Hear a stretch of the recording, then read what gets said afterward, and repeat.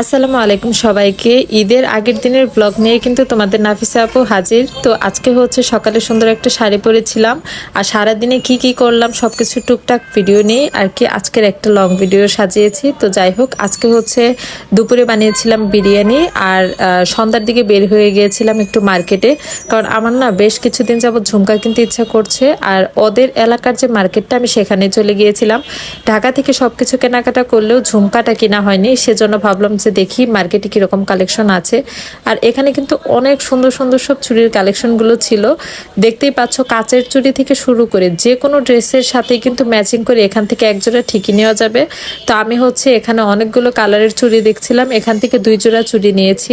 আর ঝুমকা আমি হচ্ছে অনেক অনেক দোকানে খুঁজেছি, বাট আমি যেরকম টাইপের চাচ্ছিলাম সেরকম পাইনি। তো দেখা যাক কোনোটা হচ্ছে নিতে পারি কিনা। তো আমি হচ্ছে টানা টাইপের যেসব ঝুমকা সেগুলোও দেখছিলাম, আর এখানকার এই মামা তো আমাকে হচ্ছে একদম গৃহিণীদের যেসব ঝুমকা সেগুলো দেখাচ্ছিল। তো আমি প্রত্যেকটা দোকানে যে দেখছিলাম, আর অনেক দোকানে হচ্ছে অনেক অনেক ভিড় ছিল, কারণ যেহেতু আগামীকালকে ঈদ, তো সে কারণে হচ্ছে সব দোকানে অনেক ভিড় ছিল। তো আমি কিন্তু বাহিরের দোকানগুলোতেও দেখছিলাম যে দেখি কালেকশনগুলো ঠিকঠাক মতো পাই কিনা। আর এবার আমি কিন্তু হচ্ছে কিরকম টাইপের ড্রেস নিয়েছি, আমি কিন্তু ঈদের আগেই তোমাদের সাথে সেটা শেয়ার করেছিলাম।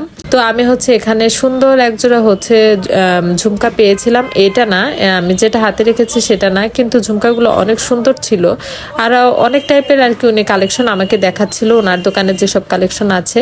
তো এখানে কিন্তু ঈদ উপলক্ষে অনেক সুন্দর করে হচ্ছে মার্কেটগুলোকে সাজিয়েছিল। তারপর চলে গেছিলাম একটু স্বপ্নতে, আর স্বপ্নতে ঢুকতেই দেখি হচ্ছে কোকা কোলার যে বর্তমানে খুব প্রমোট করছে যে গ্লাসটা, যেটা খুব ভাইরাল, তো সেগুলোই হচ্ছে একটু দেখছিলাম। আর আমার হাজবেন্ডকে বলছিলাম যে কোক কি নেবে, তো হচ্ছে ও বলছিল যে না, কোক নিতে হবে না, কারণ হচ্ছে জানেনই তো ব্যাপারটা, কি আর বলবো। তো যাই হোক, এখন হচ্ছে আঙ্গুরগুলো কিন্তু আমাদের গাছে অনেক সুন্দরভাবে ধরেছে। তো আমার দেওরে না আমাকে দিয়েছিল অনেকগুলো আঙ্গুর পেরে, যদিও হচ্ছে দেশি আঙ্গুর, যার কারণে একটু টক ছিল, বাট নিজেদের গাছের, তো সে কারণে বেশ মজা করে সবাই খেয়েছিলাম। আর এখানে আমরা দেওর ননদ সবাই মিলে হচ্ছে আড্ডা দিচ্ছিলাম।